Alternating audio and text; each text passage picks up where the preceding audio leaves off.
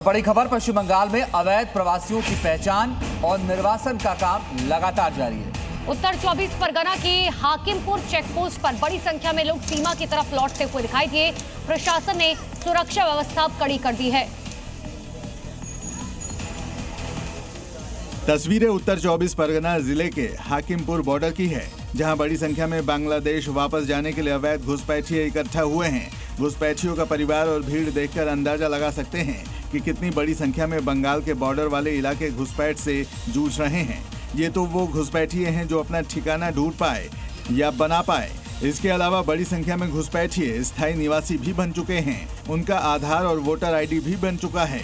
ऐसे घुसपैठियों को निकालने के लिए ही सरकार सीए लागू करने का ऐलान कर चुकी है और जल्द ही एनआरसी लाकर बंगाल को घुसपैठियों मुक्त राज्य बनाने का प्लान पर काम हो रहा है। सख्ती के बावजूद बांग्लादेश से अवैध घुसपैठ रुकने का नाम नहीं ले रही। हालांकि सरकार बदलने के बाद अब अवैध घुसपैठ को लेकर के एक्शन तेज हो गया है। अवैध रूप से भारत में घुसने के आरोप में 3 बांग्लादेशी नागरिकों मोहम्मद सलीम, मोहम्मद रुबेल और शरीफुल इस्लाम को मुर्शिदाबाद के रानी तला में हिरासत में ले लिया गया है। हिरासत में लिए गए व्यक्तियों के पास वैध पासपोर्ट या वीजा नहीं था। पुलिस ने मामला दर्ज कर उन्हें कोर्ट में पेश किया।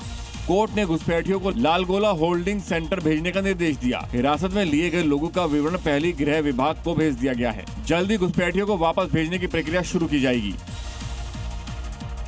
बड़ी खबर है, बंगाल के सीएम शुभेंदु अधिकारी की घुसपैठियों को सीधी चेतावनी सामने आई है। जल्दी जल्दी भागो, नहीं तो सरकार एक्शन लेगी। बांग्लादेशियों के खाने पीने दवाइयों पर खर्च करने को कोई मतलब नहीं है। खर्च क्यों करना है? क्या वो हमारे दामाद हैं? ये शुभेंदु अधिकारी की तरफ से कहा गया। देश के रुपया में खाना खाएगा, कपड़ा देगा, मेडिसिन देगा, एक दामाद है ये लोग। जल्दी जल्दी भागो, जल्दी जल्दी भागो, नहीं तो जो करना है सरकार करेगा। सीएम शुभेंदु अधिकारी के इस बयान से साफ है कि बंगाल में अब घुसपैठियों की खैर नहीं। अगर खुद बंगाल छोड़ रहे हैं तो अच्छा है, नहीं तो कार्रवाई पक्की है। पश्चिम बंगाल में शुभेंदु राज आने के साथ ही घुसपैठियों में हड़कंप मचा हुआ है। जो पहले की सरकार में बिलों में छिपे बैठे थे, वो अब बाहर निकल कर भागते हुए नजर आ रहे हैं, क्योंकि उन्हें समझ आ गया है कि अब पश्चिम बंगाल में उनकी रोटी पानी नहीं चल पाएगी। और इसी खौफ की वजह से नॉर्थ 24 परगना के चेक पोस्ट पर बांग्लादेशियों की भीड़ लगी है। अपना बोरिया बिस्तर बांधे ये घुसपैठिए वापस बांग्लादेश लौटने के इंतजार में है।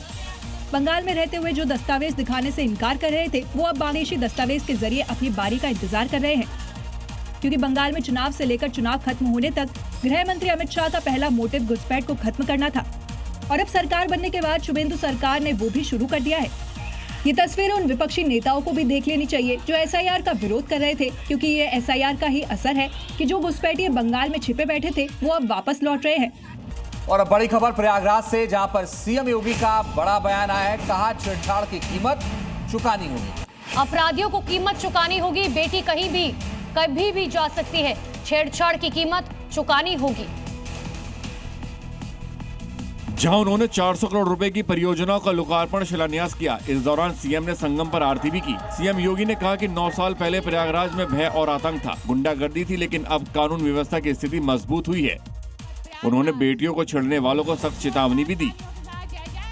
सुरक्षित होकर के किसी भी समय निकल सकते हैं और कोई छेड़ने का दुस्साहस नहीं कर सकता है। करेगा तो उसकी कीमत भी चुकाएगा। सीएम योगी ने कहा है कि डबल इंजन की सरकार सुरक्षा और समृद्धि के लिए काम करेगी।